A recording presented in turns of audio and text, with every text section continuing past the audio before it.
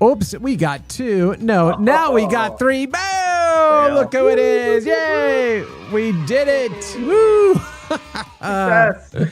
Well, hello, everybody, and welcome to Boss Rush on this Friday afternoon or morning if you are on the West Coast. My name is Chris Melisinos. I'm the principal evangelist for video games here at AWS. And with me today we have... Uh-oh. I'm getting a couple of freezes from Chris there. Don't worry about the freezes on my side. You look smashing on the live feed. All right. Yeah. Go ahead, and Dean, introduce yourself. Hello, I'm Dean Takahashi, editorial director at GamesBeat, and a bit on the tired side today. Yes, you are. Yeah, we didn't expect to have you here with us today, so glad that you're able to make it. And of course, with us shooting from a different location. Yeah. Let me know if my audio's garbage. Hey, I'm Mark DeLaura. I'm the exec director for innovation growth at GGC and longtime game developer. And I'm live from the end of GamesBeat in San Francisco. Yay! Lovely. Oh. All right, here we go. We're all in. We got some chat popping up in here. We got hello, fellow humans from our buddy Jason in there. What's good, everyone? Max Headroom vibes. Yeah, some Max Headroom vibes for sure. I met some people who knew about the podcast. I was like, oh, what? Oh, you did? You're in the know. That means you're cool. Yeah, I met a couple of people who said they thought the podcast was very funny. See, that's what we go for. I didn't know we were doing a comedy show. That's right. Yeah. That's right. Oh, banana indeed. Oh, my goodness. Well, I'm so glad that we're able to get together. Like we said, unfortunately, Susan is not able to join us today, but she and I are going to get together to do a live stream from Slush, actually right before then at RovioCon happening in Helsinki next week, which I will be out and attending. So we're going to go ahead and just do kind of an impromptu live stream on Monday. And so I'll go make sure we can post that out to all of our socials and everything else. But yeah. Let me see. James Locker said, not used to seeing Chris without his Glasses. Yeah. Like Christmas sweater. Right, exactly. A little bit of the holiday there. I started wearing contacts, which I hadn't done in like 20 years. And it's weird as hell, I have to tell you. Like, I'm just not used to seeing myself without glasses. But, then I got some nice close-up ones to do some big old reading. Of course, I got them all crazy colors, too, because why not, Anyway, so, yeah, it's... Now people can poke you in the eye. Exactly. Yeah. A little Three Stooges nonsense there. But yeah. That always makes me paranoid. When I switch back to my contacts, I'm like, ah! I know. And although the other day I was rubbing my eye and one of them popped out, I'm like, oh, great. My glasses are already here. So now I've got one. So driving home with like one eye like that and then... that took care of it. I'm a contact amateur, damn it. But anyway, yeah. All right. Yeah. Enough of that nonsense. Let's go ahead and jump. We have a lot to go ahead and cover today. And of course, if you have any questions for either Dean, Mark, or myself, please go ahead and post them in the chat, and we'll go ahead and fire them back up onto the screen here, and I'll relay them to the fellas. But Dean, let's jump right in and talk about GamesBeat Next 2025. Yeah, well, we had a nice time on Wednesday and Thursday this week in San Francisco, getting our conference done. Had hundreds of folks come, and it was a nice time. A lot of people just sort of hung out in the halls and networked, but we did have people in all the sessions too. I sometimes... My only gripe is usually I feel like giving people assigned seats so they stay planted in those seats and are evenly distributed throughout all the stages, right? Yeah. But yeah, no, people do as they wish, and some of the sessions are crowded, some are light, and so that's how it always is. But yeah, it was fun. very good to see so many, returning friends and then people who are new to the industry show too. Nice. Mhm. Yeah. I mean, look, the conference is so big for networking too, right? And so people kind of get lost out there in some of the discussions and conversations. But it's also important to remember, our colleagues and those we've all been there, right? They take time out of their day and they put together these materials. So if we can be there to support them and watch it, super important. But, look, my whole thing is whether, 10 show up or 1,000, you always give the 1,000-person talk, right? Because 10 people took time out of their day to listen to what you had to say. And so that's what you deliver, right? But yes, we're all guilty of it. But yeah, be there to support our colleagues sharing information. Super important. But yeah, and I also love the fact, Dean, that in your article here, you just make a Star Wars reference straight off the bat, right? Gaming is like the Force from Star Wars. It's everywhere in our culture. I need a different voice. Yeah. It's everywhere in our culture. To get the Star Wars references in way you can. Hell yes. Always and forever. That's excellent, man. Yeah, and people were loving it. People were loving the conference. So great job. Speaking of conferences, I was at MDev 25 in Madison, Wisconsin. What an awesome conference here in the Midwest. Really focused on indies and mid-sized developers. And it was really super fantastic. We had Gordon Bellamy came in and did the opening keynote, which was great. There he is. Look at million-watt smile. We had an impromptu kickoff on the first night of the conference where there was a panel of four of us and just kind of talking about the industry. And of course, Gordon had some just amazing advice to give. And the big one that resonated with everybody is we have to create the change we want to see. Like if this is what we want to be in an industry, we have to create that change to make us a better industry. And that really resonated super, super well with the audience. And it was just awesome. Everyone was really, attentive and really leaned into it. And it was so inspiring to see all of the games that independent developers are creating. So freaking cool. There were two in particular that I loved. One was called Goolong Tea, where you basically, you started like a tea and pastry shop on a graveyard.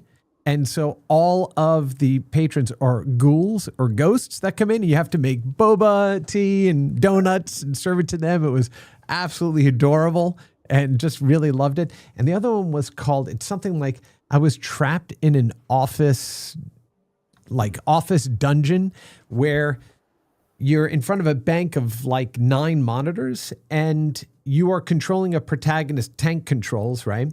But as they leave one screen, you realize that they've moved into another screen, but the controls are relative to the screen that they're in. So imagine like a Rubik's Cube that you then unfolded, right? And that's what you see. Really just amazingly unique gameplay, design, like completely caught me off guard and was amazing, right? So, when we hear all the time, creativity is going out of the industry, but what absolute stupid nonsense straight on its face. Like to say that we have no more creativity or risk being taken is absolute garbage. Like don't listen to that nonsense. I mean, I just came away super inspired by all of the developers that were there, the talks that were given, really fantastic. So congratulations to Ben and to Midwest Game Alliance for building it. It was great. Really, really great. Speaking of Midwest Games, we had Jennifer Corbett at our conference for Midwest Games, and she was on our Fresh Voices in Gaming panel at our lunchtime yesterday, and that was a fun session. I paired her with she's a fresh voice from the Midwest and talked a lot about that, but also paired her with Kanessa Molinay, who is from Dubai and is of Ethiopian descent and is making games for Africa.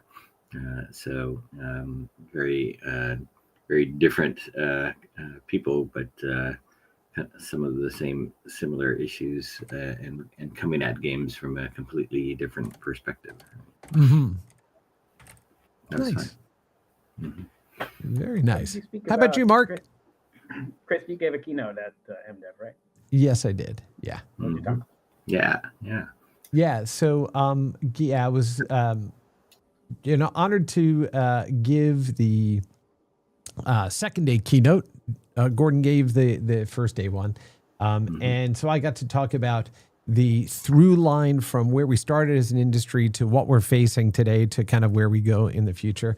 And I'll be delivering kind of a faster version of that next week at RovioCon. So yeah, another conference that's going on there in Helsinki. And so I'll be doing the closing, kind of keynote for that as well, which will be great. Are you going to see some Northern Lights there? Yeah, well, I'm not there long enough. Maybe, but it's a fast trip, You're going to go and turn around? Yeah, pretty much. Oh, man. Of course, the turnaround, it takes 2 days to get there from the East Coast, but you're back on the same day, right? Coming home. So, but time travel. Yeah. So this RovioCon is a public event. When you first mentioned it, I thought you were doing a conference for internal Rovio people. Yes. Yeah. For the seventh time, Rovio is gathering the gaming community for a day full of connection, knowledge sharing, and inspiration. This year, we're excited to team with Amazon Web Services to do it. There's speakers from Rovio, AWS, Amazon, and beyond. RovioCon 25 combines inspiration with substance, featuring thought-provoking keynotes, of course, hands-on cases and insights into emerging trends, as well as the opportunity to connect with industry leaders who are driving gaming forward. And then there'll be a nice mixer in the evening. And yeah, they had a little, oops, we didn't hear all of that, but this was last year's and very well attended. Really awesome venue. Say again? Which Angry Bird are you dressing up as? Angry Chris is who I'm going to be dressing. No, don't triangle one, circle one. Okay. don't need to do that.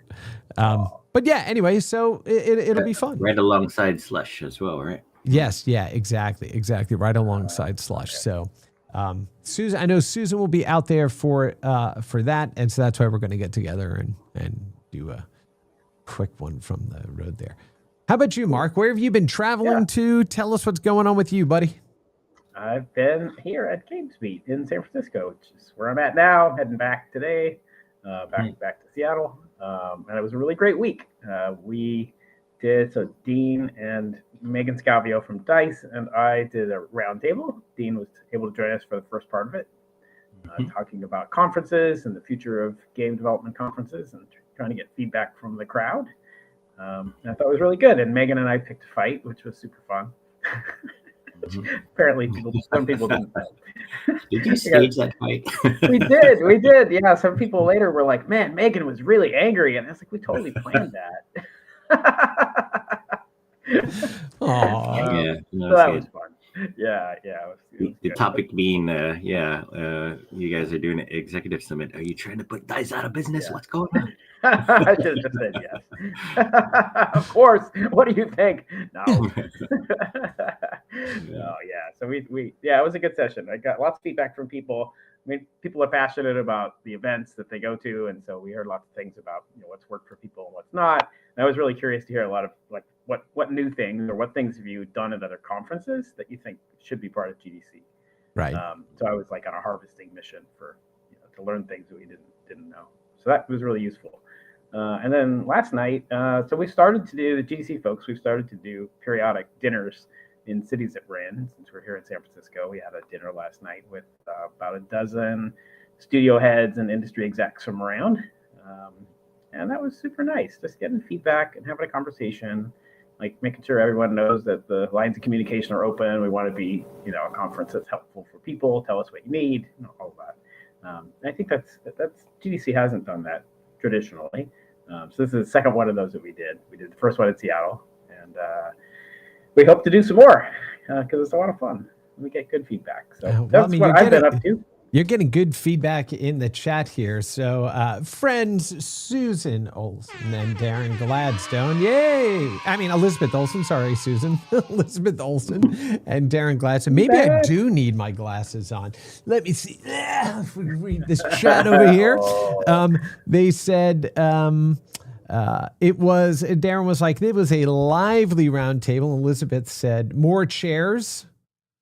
And Darren said throwing chairs, and Elizabeth said good roundtable. And Darren, of course, loved the talk about a mentoring program with challenge coins. I don't know which one that was. Yep. Those are two really good things that came out of that session. I mean, the more chairs thing came up over and over was the theme. Like, make sure we have places we can sit when we're at the conference, because we're going to sit and have conversations with people. We need chairs. Right, that or sponsors have a good seating area with beanbag chairs, everything else that people can sit. Although maybe not beanbag chairs anymore. Oh, I don't know, might be nice. Yeah, I'd go for that. Conversation pit. Yes, definitely a conversation pit. A giant ball pit would be good too. Yeah, but we had a great time. I was really happy to be here at GamesBeat. This is the second time I've come to a GamesBeat. I went to in Marina Del Rey, which was the GamesBeat Summit, right? Yep. GamesBeat Next. And just a really great crowd of people. You know, I was so happy to meet a bunch of old friends and then make a bunch of new friends. I learned things. I attended some sessions, particularly about what's going on in the Middle East, because there's a lot of game development activity happening there. So I was curious to learn more about that. Talking to people about Roblox and Fortnite Creative, and how to get more developers involved in the industry. And it's just awesome. Really, really good time. So thank you, Dean. Yeah. Dean throws a good party, I will say.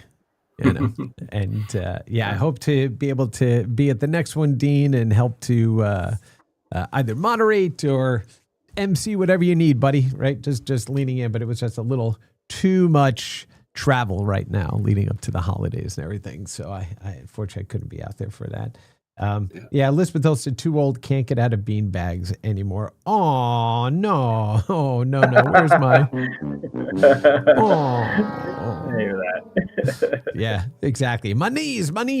All right, why don't we jump into some game news? There was one story, the biggest news of the week, I think. What do you all think that one is?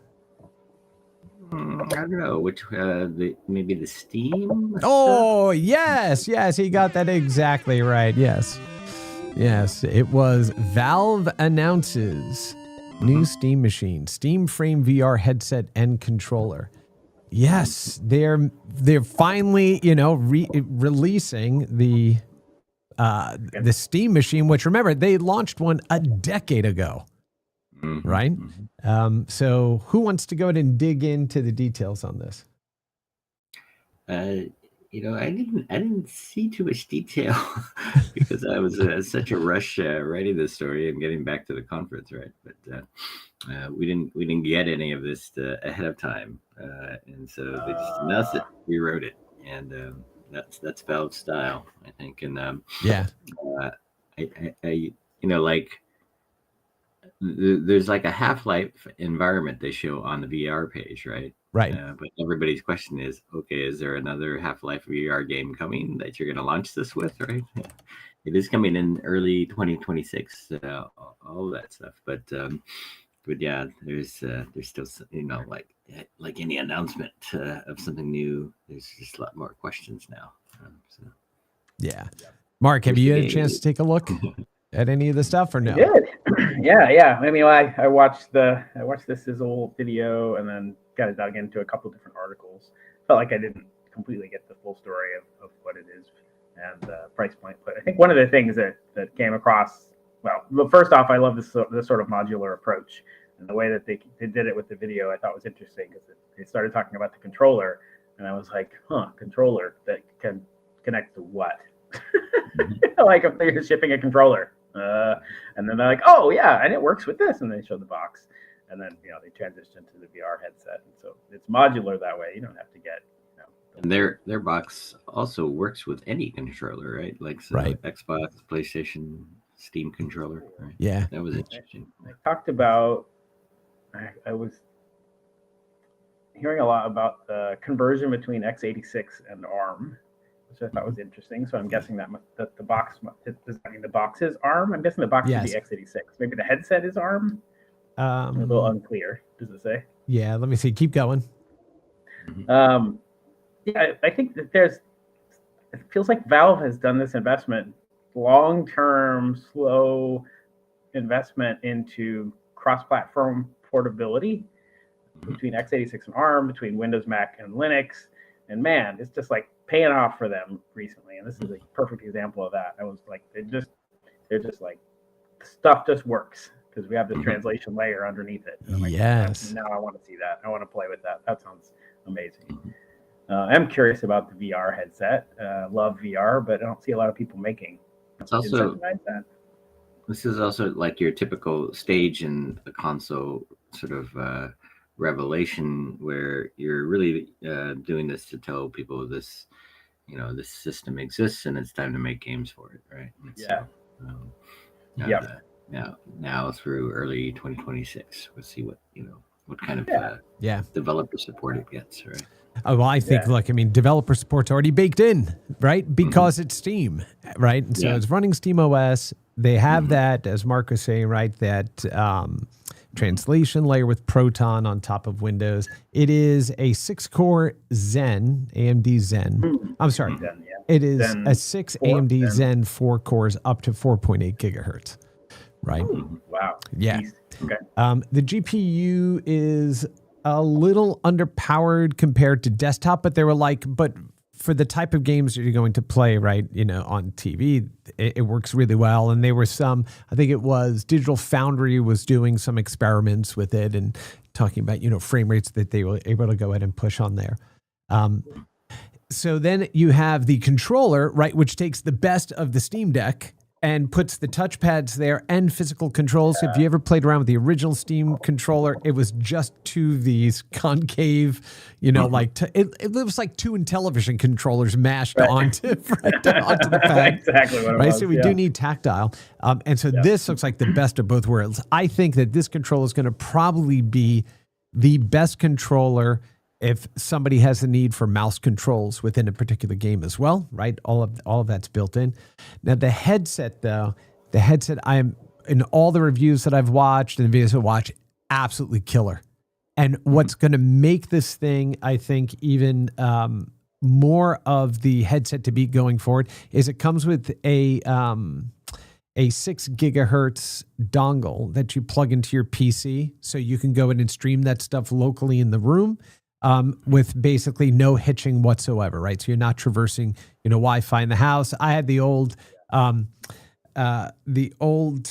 high-speed wireless card that I actually had to put into my machine and then have a separate device antenna outside to talk to, Valve's headset. No longer, right? So it's this plug-in dongle. Apparently, the brightness refresh fantastic on this.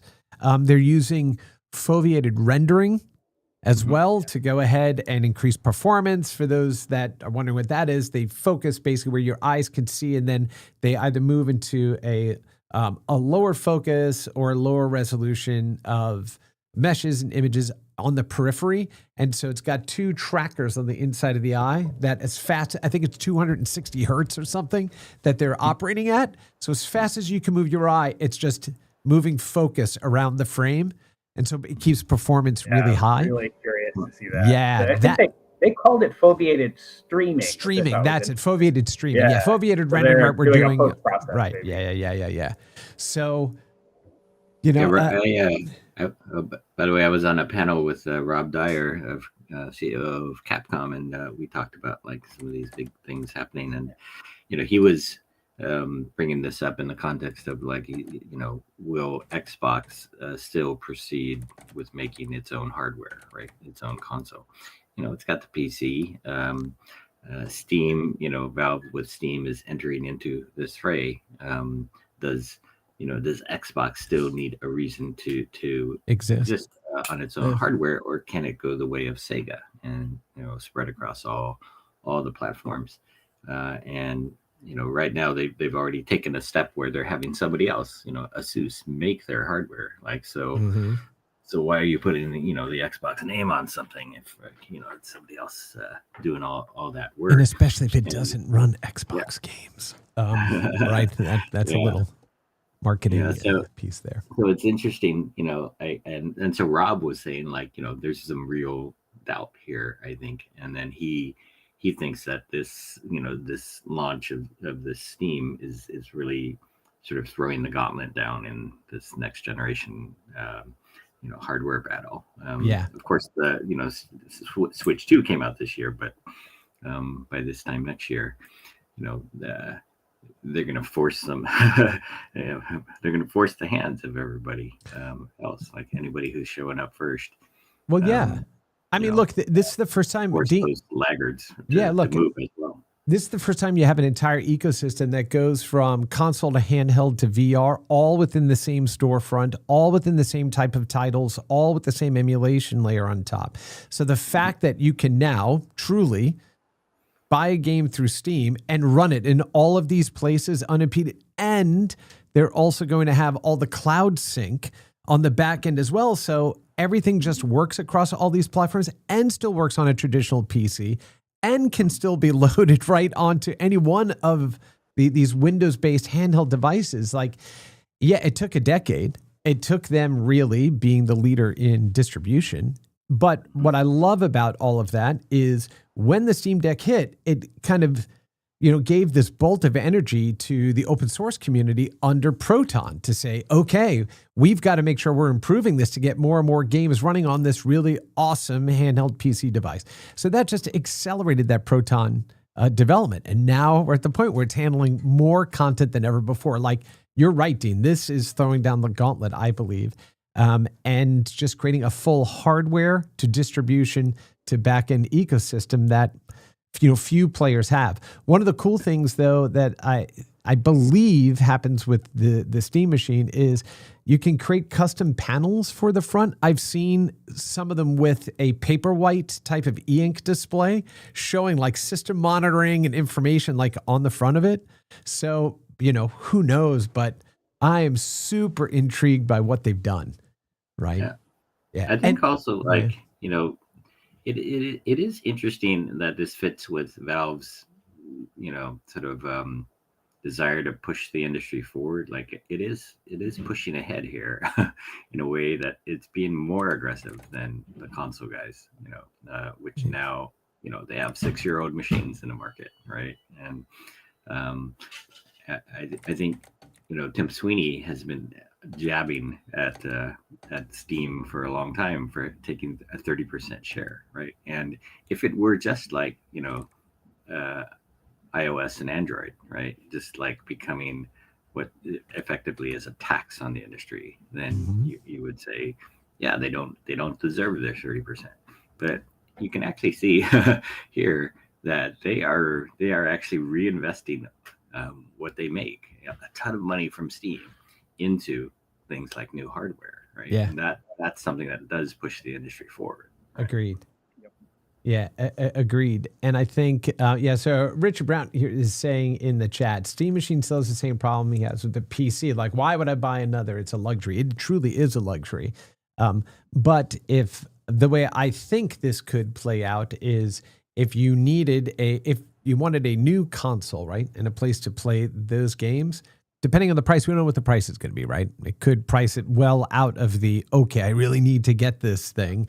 But if not, right, if it comes in line with the rest of console pricing, that creates a really compelling argument, I think, as localized hardware attached to the TV.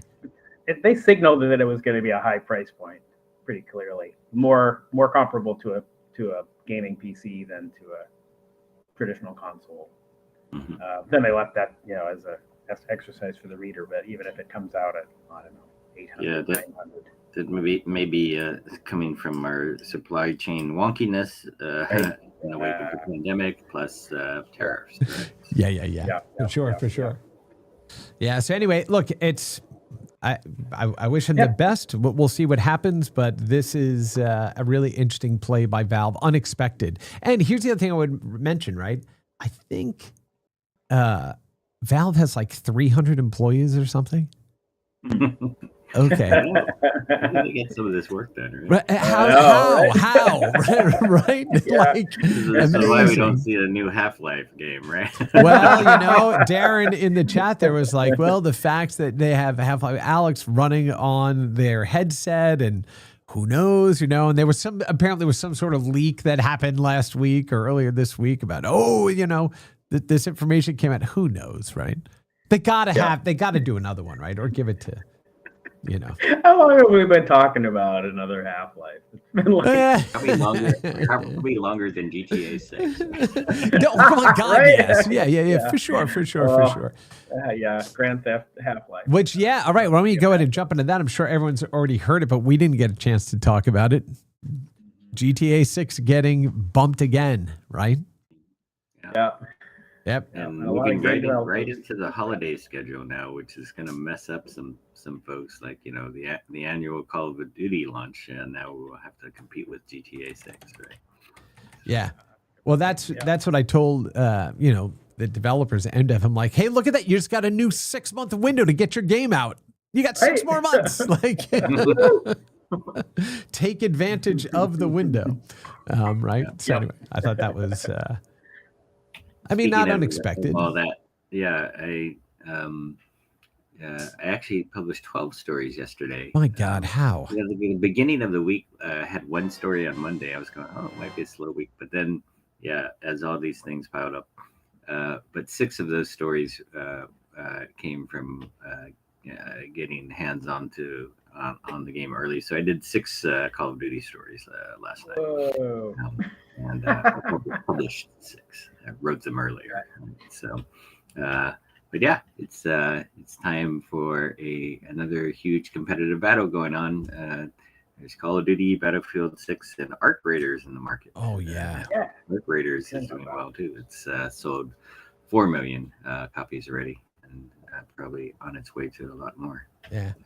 I was talking to one of my daughters this morning. She said that her fiance, Daniel, has just been arc raidering it up. Like, even like he got his friends to get us that can play, and he's just like, oh my goodness, this is like one of the greatest games I've played in so long. So yay to them, and some more arc raiding abound. I think you should even be listening to that. Yeah, I've been playing it too, and there are these a couple of different kinds of moments that are really unique and fun, like where you're just exploring, you run into another party, and then there's proximity voice chat, and so you can say, friendly, don't shoot, right? And because nobody wants to get into one of those messes and lose all their loot, right? And then so you have to trust whether that other person is really not going to shoot you.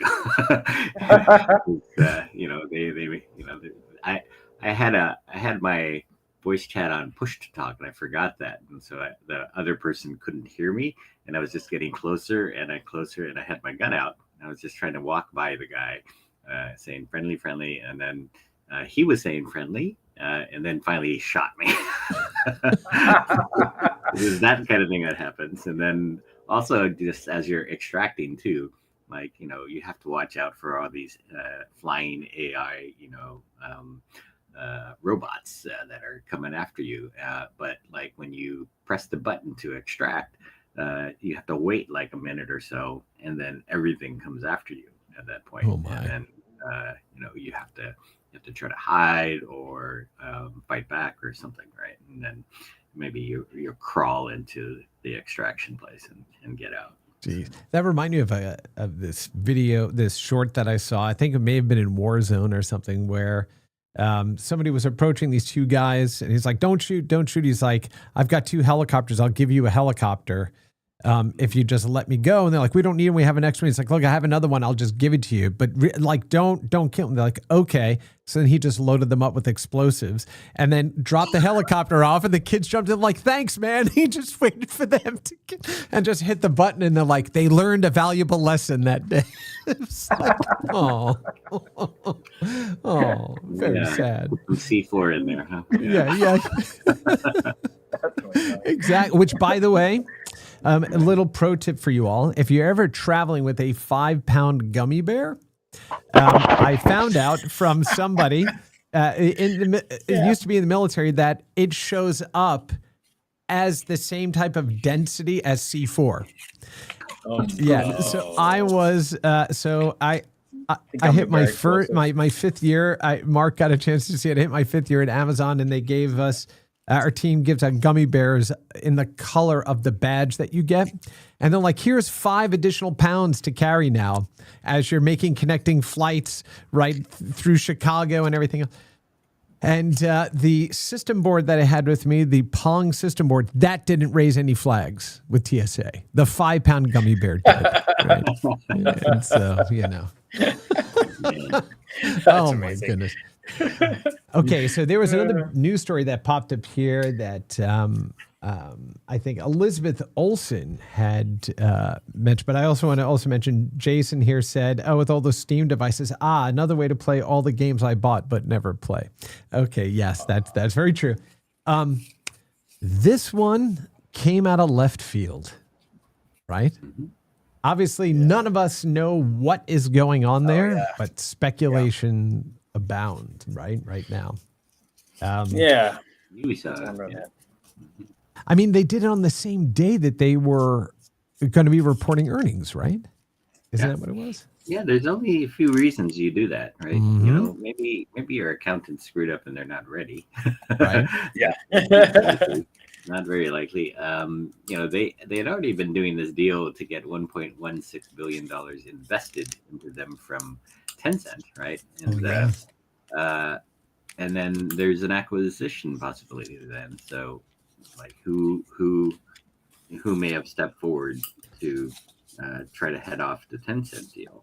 And you can think of the Saudis, right? You can think of also other folks out there, like, say, who are rumored to be bidding for Warner Brothers, right? And so Warner Brothers is having deals come in on a deadline at the same time here, and the ones that submitted, according to the Wall Street Journal yesterday, are Comcast and Netflix and Paramount, right? So Paramount being Skydance, really.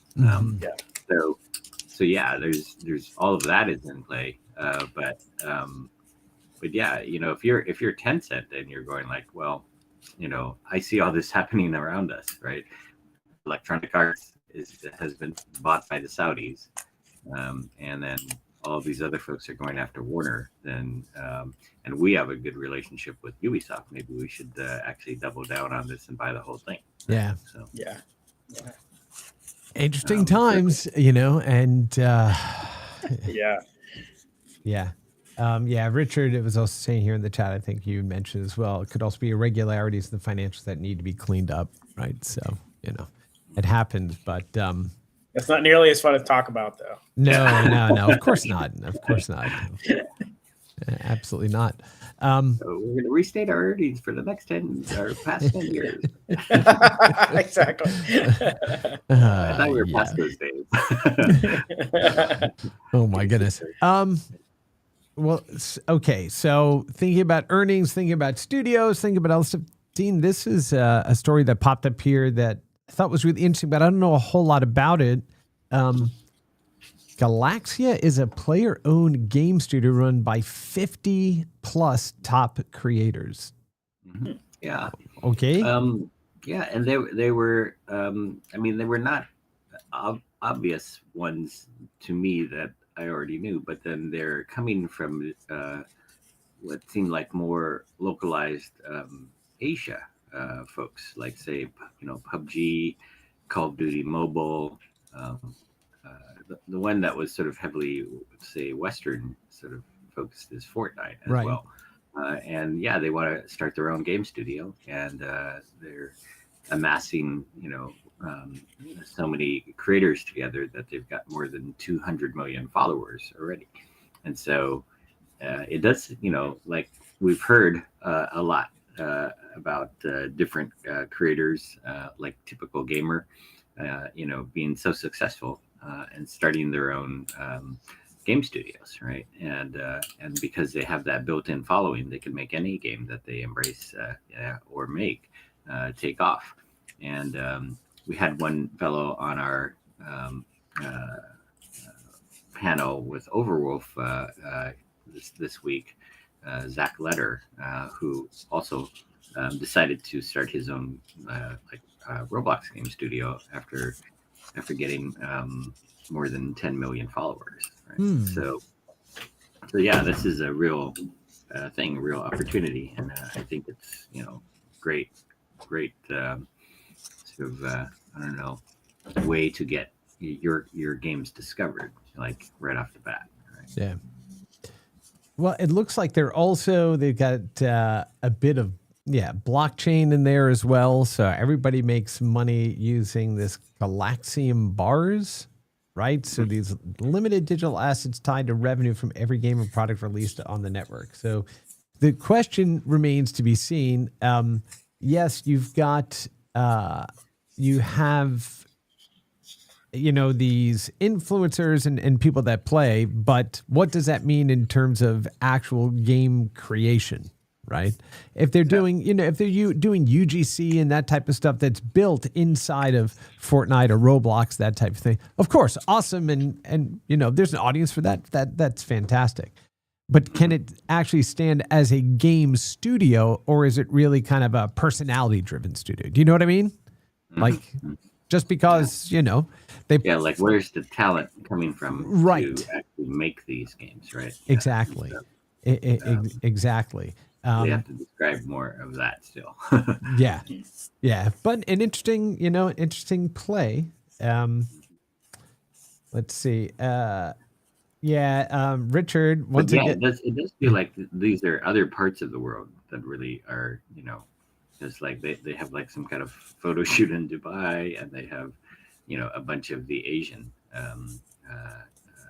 game creators, right? Yeah. So the question is, what was the name of that? It was a media company that actually had rolled up a bunch of influencers and players back in the day. Medium, right? No, not Medium. What was it? Started with an M. I'll figure it out. I'm still, for some reason, my brain is still fogging. I know what you're thinking of too, but I can't remember. Yeah, exactly, right? So, and then that got sold and kind of broken up for parts. But also the fact that they're trying to figure out a blockchain component to this and all these pieces, like, who knows? We'll see. We'll see. How about you, Mark? Any news items that are bouncing in that big brain of yours? Did you see that the Game Awards are going to be on Amazon Prime? Oh, yes. Yeah. They announced at a nice chunk of audience. Yeah, right. That's pretty great. Yep. Yeah, and there's a Game Awards store on the Amazon shopping page as well. So you'll be able to go in and get discounts on the games that they're showing, and they'll be running promotion stuff throughout. And it's actually live right now, which was pretty cool. Right. So they're leaning into it, and they are still going to stream out for free to all the other usual platforms. Right. But this, helps them get kind of a toehold into more of the mainstream or, people that may not, go to YouTube or go to Twitch or something like that to watch. Right. So good for them. That's awesome. I mean, Jeff still continues to build on the brand and create a show that we're all proud of. And awesome. Yeah. More. Awesome. I agree. Yeah. People are going to acquire us one of these days. That's right. That's right. Exactly right. They're going to be like, oh my goodness. Yeah, we got these. We'll know when you stop doing your earnings reports. We'll be like, whoa. Mm-hmm. Yep. Well, speaking of which, gotta go. No. Nice. Exactly. Did you see? More little news too for folks. Arc Raiders is getting its first expansion already, right? What? Yeah. So, wow. They designed it for live ops for sure, and that's cool. First sort of North Train, I think was the first thing coming. So they got a big new boss in there, and let's see what else was interesting. Let me see. Yeah, I was looking for your article on that, Dean. It's probably one of the 92 that you did. I mentioned all these stories on Call of Duty. One of them is on Dead Ops Arcade 4, right? And, like zombies started in World at War as like an Easter egg, right? Within Call of Duty, right? And now it's this full-fledged thing that comes out with every installment of Call of Duty, and now that Ops 1 was like a Easter egg you found in an arcade machine inside the Call of Duty environment, right? And then now they've made it into a much more sort of real arcade game, right? That is right there on the menu, and so it's a full-fledged game. It has both 2D and 3D modes. Like it's a twin stick shooter, like Robotron, right? And it's top down 2D in the arcade view, but you can also switch it over to 3D as well as an FPS. So really interesting cool how these little Easter eggs over time turn into new modes in Call of Duty. Yeah, well, I mean, not just Call of Duty. Remember Enderman in Minecraft was like an urban legend thing, and then they're like, okay, well, we'll just create them. And I do love it when that stuff has what Noob Sabat in Mortal Kombat, right? So they were like, oh, this Easter egg, and then eventually they went ahead and made a character like that. So I do love that, right? Lean into it, right? Absolutely lean into it. So very, very cool. I got another piece of news, but I haven't had a chance to read it. I'm going to point people to it, which is so GDC. So my people launched a game industry salary report for U.S. game industry folks. Yeah, I haven't had a chance to read that last night. Thanks a lot. You did? Oh, sorry. Oh man, got it right there. Got it right up there for you. Maybe you know more about it than I do. I need to. But there are some very interesting numbers in there. Like, game developers and game professionals in the U.S. are relatively high paid, $142,000 salary, but it's only slightly up from a year ago. And they also noted that 24% of all game people have been laid off in the past 2 years, and that's a crazy large chunk of people.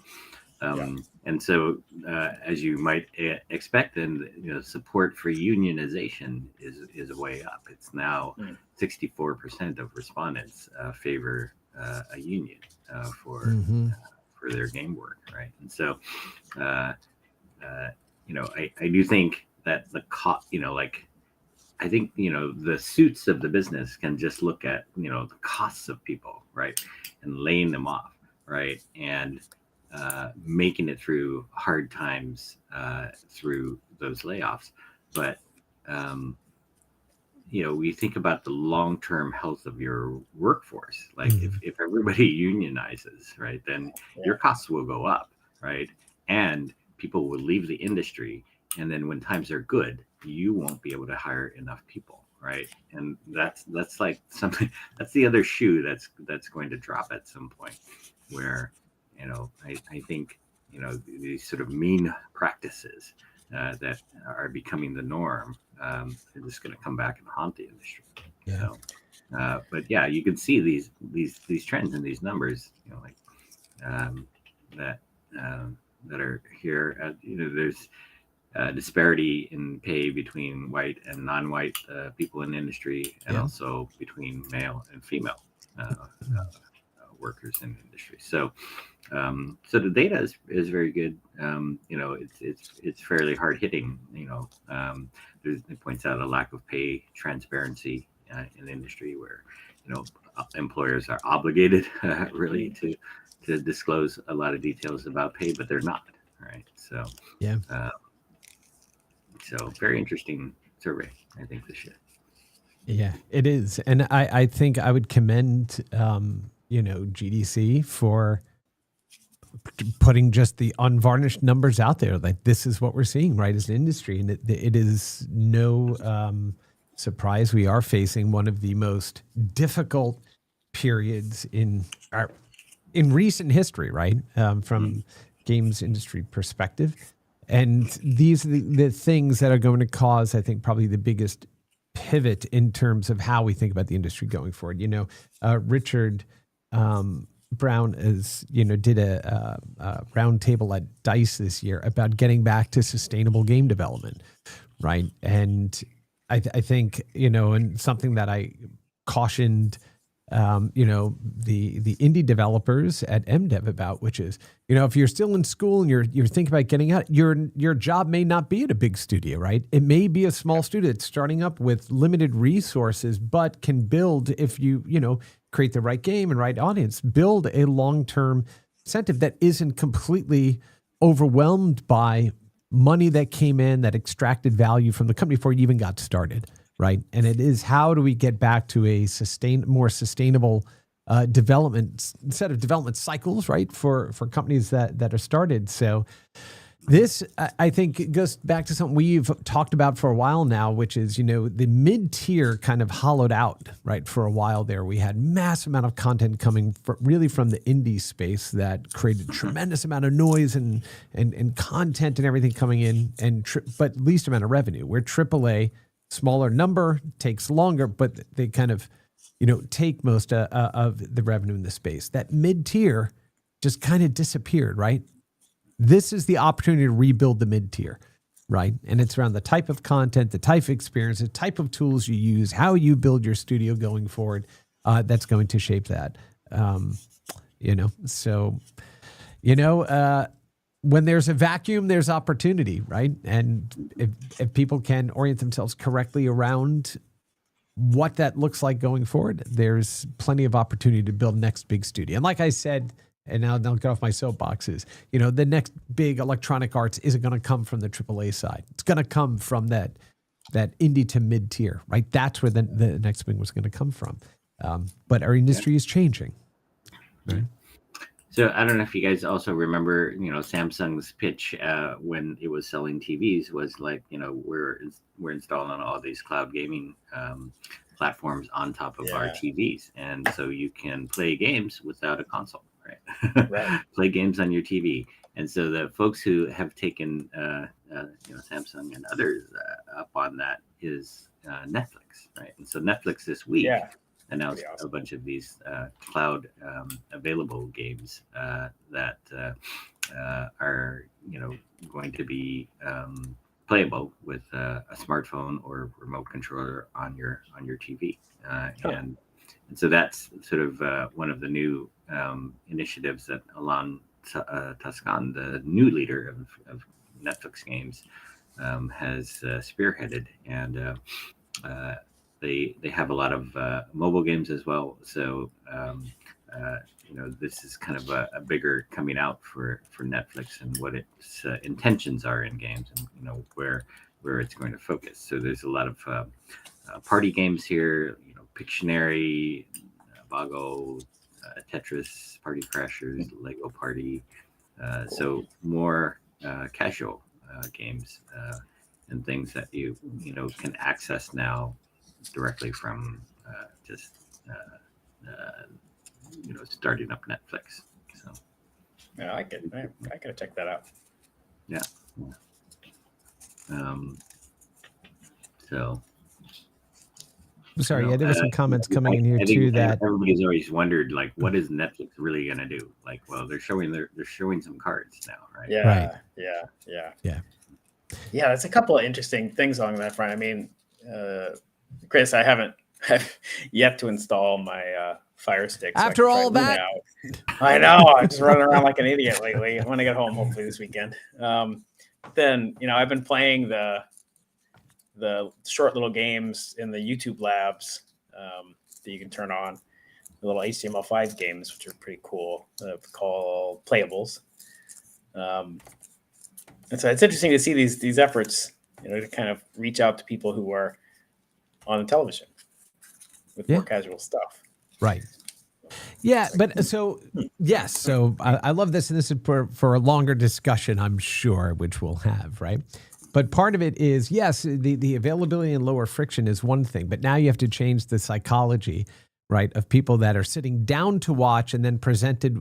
They're sitting down to lean back, and now being presented with an opportunity within the same, the same interface and the same service to lean forward, right?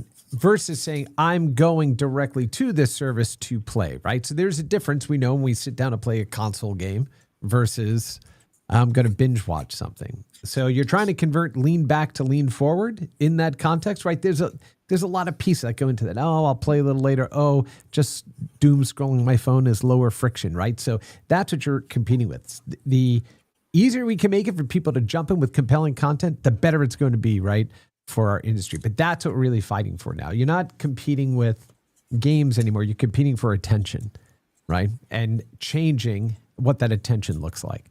And it's a complex thing. And so I applaud them, right? I applaud, my colleagues over on the Luna team and stuff for the stuff that they're doing to try to go ahead and bring that.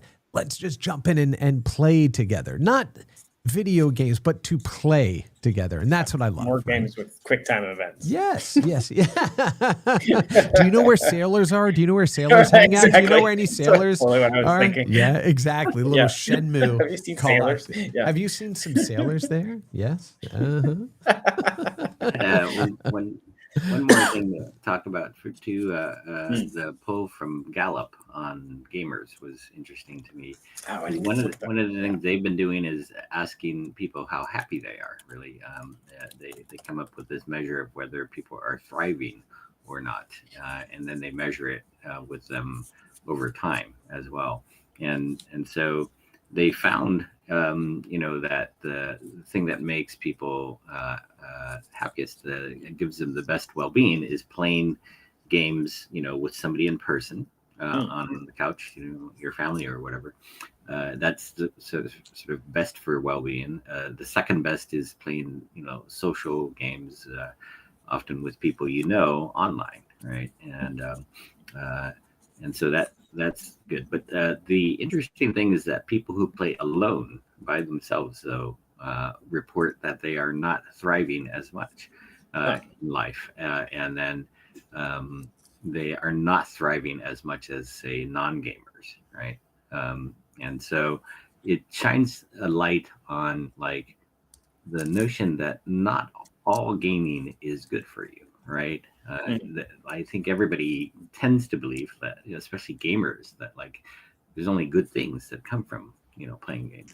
But there's also things that we hear, like, we hear a lot about addiction. We hear about people saying, oh, I had to stop playing games because I have a family now, right? Or, I don't have time to sink 100 hours into a game anymore. But those who do play with your family. Play with your family. Their family time is suffering. Maybe their work is suffering, and they're not thriving as much. So it's something sort of worth paying attention to and investigating more. It's like what is it about some games and the way that they're more social, and in some ways it seems obvious that like it's you play with other people, you have more fun, right? In anything, right? But well, it depends on who you're playing with. Yeah. Right. So it's not a universal endorsement of games. Yeah. Right?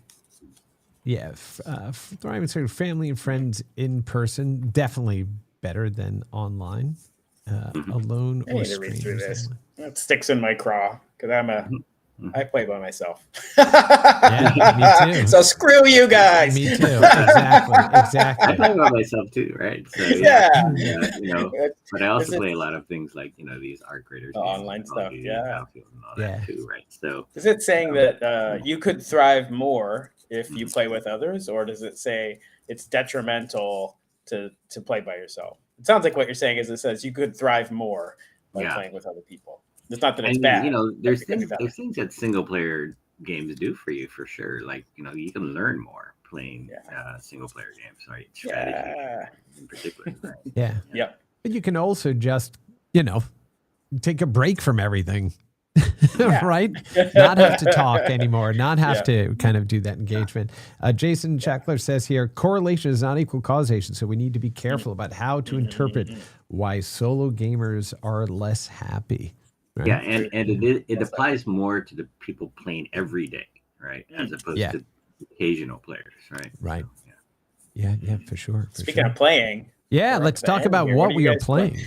Dean, have you had any chance to play anything this past week? Well, I played some Call of Duty last night, and then earlier in the week I did play Arc Raiders. Right? So Arc Raiders is like really big breath of fresh air, that sort of filled this gap between the launch of Battlefield 6 and Call of Duty. Yeah. Nice. How about you, Mark? I went and played some more Chants of Sonar on the plane on the way down here to San Francisco. So, because I had kind of given up on it, had walked away because it seems like a game that is hard to return to when you've been away from it for a week or two. And then I had a nice chat with the people on the Nice Games Club podcast last week. And they were like, "You can just start over. It's such a short game. Why do you just start over? It's so good." And I was like, "Well, that's a really good question." So I've been playing it again on the plane. I'll play it on the way home today. Very nice. Very nice. One thing, a piece of news personal news I should mention is I just became a BAFTA U.S. Voting member. So my application was accepted into BAFTA, and so now I get to go hang out with other BAFTA voting members and do all that kind of good stuff and give back to an awesome organization that continues to celebrate the arts and celebrates specifically to our arts and continues to build recognition. So that's been lovely. And thank you to Richard for recommending that I apply. And so that was wonderful. I'm playing Power Wash Simulator 2. It's so good. It just scratches all that itch in the back of your head. Not dandruff, mental itching going on there. What else am I playing? I have to run off to another call. All right. Well, you go ahead and run up to the other call, and that's going to bring us to the end of our program for this week. I want to thank my co-hosts, of course, Dean Takahashi and Mark Delora, for joining us today. Dean, you can go ahead and bounce out if you need to. And he is not logging in. Player is logging out. Okay, so next Monday, Susan Cummings and I will be doing an impromptu live stream, so make sure you go ahead and look on LinkedIn for all of that announcement goodness. And then I will be back in studio next Friday so we can keep it going as we head into the end of the new year. But I want to thank Dean and Mark for joining us today. And San Francisco. Awesome. That's right. And safe travels back, buddy. And we hope you all have a great rest of your day. Thanks for hanging out with us this Friday. Have an awesome weekend, and we will see you next week. Bye. Bye.